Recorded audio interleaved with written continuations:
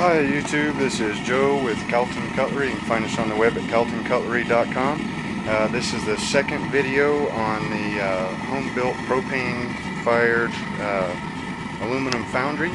I went ahead and melted down all the scrap. I think it was an aluminum window, plus added some ingots and everything, and I've got a full pot in here. So we're about ready to do the pour into the ravioli can mold to build the tracking and idler wheels for a new 2x72 belt grinder. So I've got a soft fire brick on up here.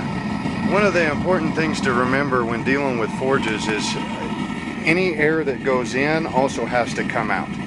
It took me a while building forges and playing with them to finally understand that, but forges have to breathe. So if you're now the other type of burner, the atmospheric burner that doesn't have a forced fan on it, they might be a little bit different. I've never really played with those all that much, but a forced air burner, if you're forcing air into that forge or foundry, that air needs to come out. So that brick on top, you can see the orange glow there. It's just got it partially closed off, not all the way. If I was to put that brick all the way over there, it'd either extinguish the forge or the forge would run like crap and it wouldn't be able to develop enough heat. So I'm going to take that brick off so you can see inside. I did already skim the dross off of the pot. There it is in that underneath the spoon there. So what I'll do is I'll take the brick off so you can see down inside that foundry. See, it's glowing nice and orange. You might not be able to see the swirling effect with the lid on. You can see the pot, how it's full of molten aluminum and it's nice and liquidy. So now things are going to happen kind of quickly. I'm going to set you up over here on a tripod, put the gloves on. I already got safety glasses, and of course I got my shop apron on. Of course it's kind of hot outside, so let's just hope that I don't get molten aluminum on my legs.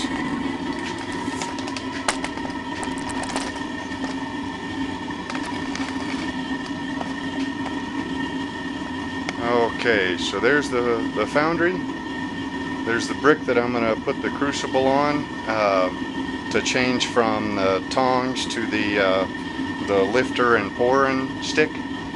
And there's the mold, and then underneath you, if I have any aluminum left, which I kind of doubt it, it'll go into one of those molds. Here we go.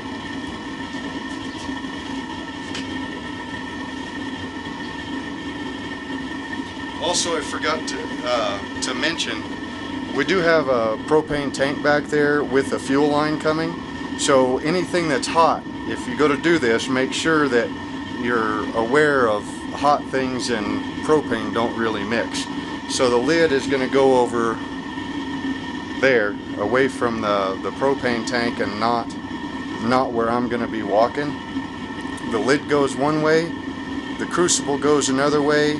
Swap the tools, and then the aluminum goes into the mold.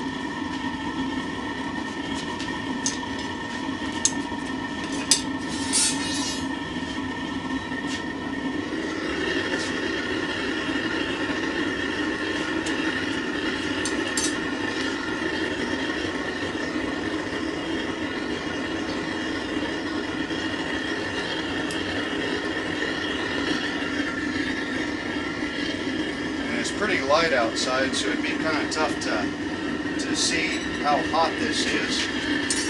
I'm going to go ahead and give it one more skim.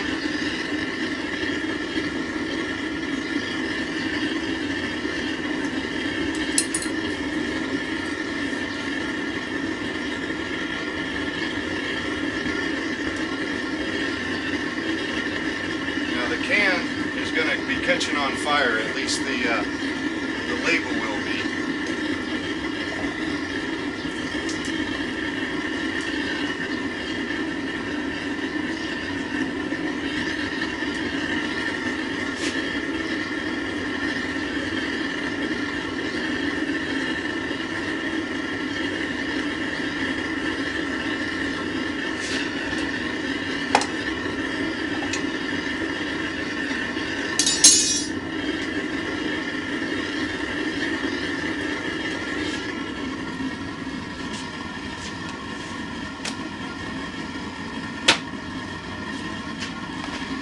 Okay, we had way more aluminum than what I thought we'd have.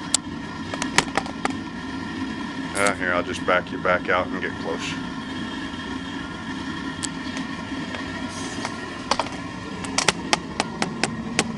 So we filled that can within a ½ inch of the top, which is, when I measured it, about what I'm going to want for those wheels. You can see the label and the coating on the inside and everything burned off. Those ridges that are on the side of the can, they'll be in the casting, but like I said, I'm gonna just cut that can off the outside and then chuck it up in the lathe and machine it down to the way I need it to be. And then we even had enough left over for 2 ingots. Now, from weighing the last couple of batches of these that I made, each one of these larger muffin tins here, if I take it all the way up to the top, that's right at about 1 pound of melted aluminum. And this is cleaned. The first time you melt any aluminum down, it's going to have a whole bunch of nastiness in it. Dirt, you know, grit, oil, depends on what it is. As long as it's dry, those impurities should float to the top and you can skim them off with, you know, with all the dross. So then once they've been cast into ingots, they're actually clean aluminum. So then you can go from a clean ingot to whatever it is that you want to cast.